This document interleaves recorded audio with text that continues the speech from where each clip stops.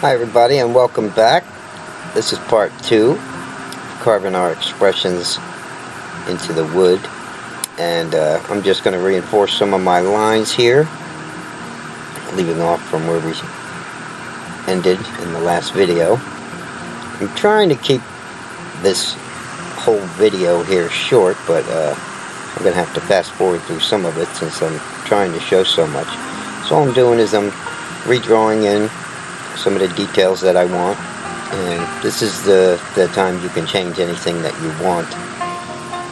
Change it up, make your guy really pop, see what you want to do, you know, and as you still have a lot of wood here, you can pretty much do whatever you want and change your design. I think I'm going to make him looking a little bit to the side so he looks a little more interesting, and I'm going to take the cone bit. This is a cone-shaped bit from Dremel.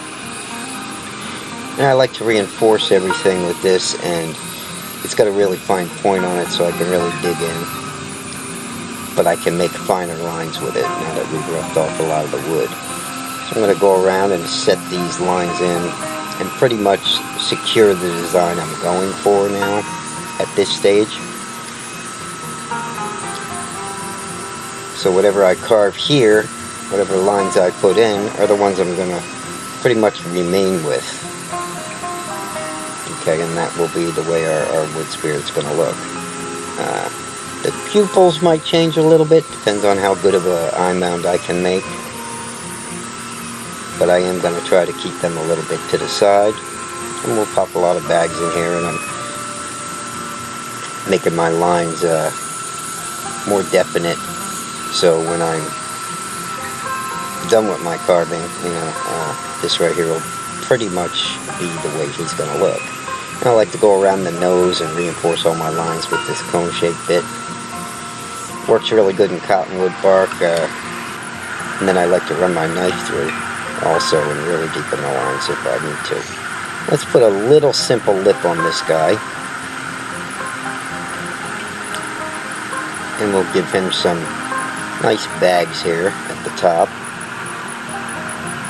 And when I do this, I like to add a lot of little extra character lines. I like to make a couple of different levels on the cheeks. So what I'll do is I'll cut those out with the cone bit, and then the line underneath, I'll cut that out. And I like to take wood out from underneath each section, so they kind of layer down, and it gives them a more interesting look. Different folds of skin hanging in different places, stuff like that. Okay, and you just take a little bit of wood out, doesn't have to be a lot, and then when you get your sandpaper or a different bit that's a little smoother, you can blend that stuff in, and it gives his face a really neat look and a lot of character. I'm still reinforcing my lines with the cone bit here, and I'm trying to fast forward through it because it is a long and tedious thing to watch, I know. I'm trying to keep these videos at least, you know, like 15 minutes or so. Not 1 hour so everybody clicks off and just fast forwards through it themselves. So I'm trying to show you every process I'm doing. And this right here is, again, the Dremel cone-shaped cutter. I'll put a link in the description if you like it and you want to use something like this. You can use other tools for this, of course, but this is just the way I'm choosing to show you in this video.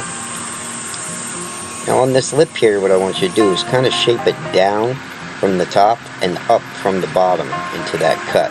It's a real simple little face. Now we have to move up to our eyes.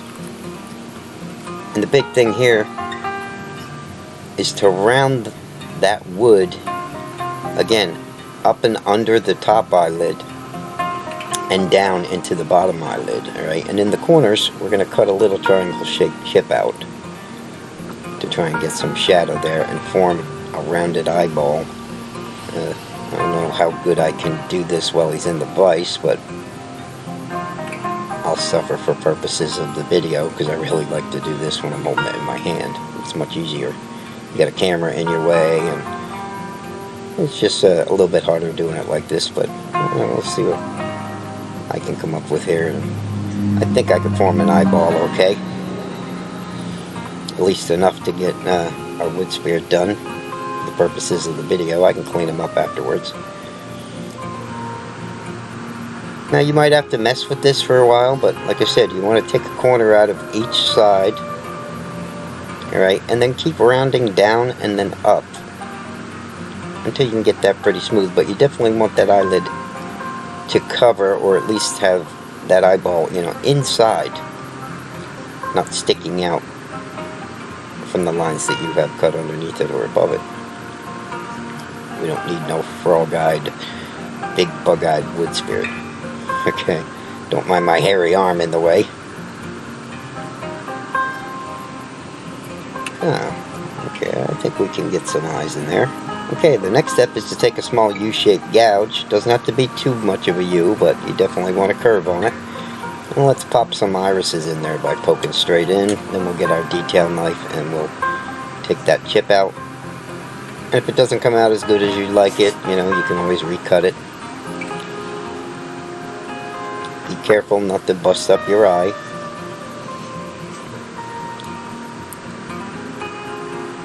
Sometimes you might want to do it twice. And just take that little chip out that's inside, and you'll have your irises poked in. There, that'll work. Now let me show you a little trick on this lip here too, after we cut this face in, because he just doesn't look good enough for me. I want to give him more of a lip. Okay, but I'm going to go around with my detail knife and I'm going to clean up the nose. I'm going to deepen these lines.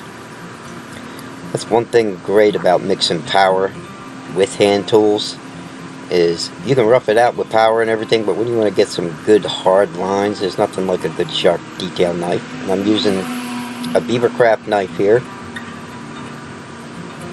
You can use a detail knife for this from anything you want, really. I usually have flex cuts, right? But let me show you how different it is to really cut a deep line in, and the shadow and the effect that you get by just cutting a stop cut and then cutting a V shape from the outside and then from the inside and taking the wood out in between. So you usually run your stop cut through and then clean it up with your removal cuts. Now on the lip here, I want you to push down a little bit. Okay, it doesn't have to be really extreme, but push into that stop cut from the top down with a little bit of an angle, and it'll make him have that shadow like he actually has a lip. See that? Now on the bottom, do the same thing, just a little bit, just to make that bottom lip pop a little bit more. Just gonna push down and roll it under. There. And now that made his lip stand out a lot more, which is nice. Let's try to see if we can figure out some beard hair on this guy. And of course we need hair up here also. So I'm just gonna quick sketch a couple guidelines.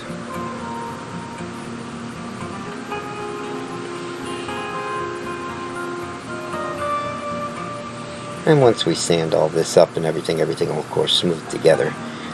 Now I want you to think of hair in groups, not as separate lines. I'm going to try and use the flow of the wood here, like that little piece there. We're going to try and make groups of hair first, and then we'll bust that up later and put some lines in the middle.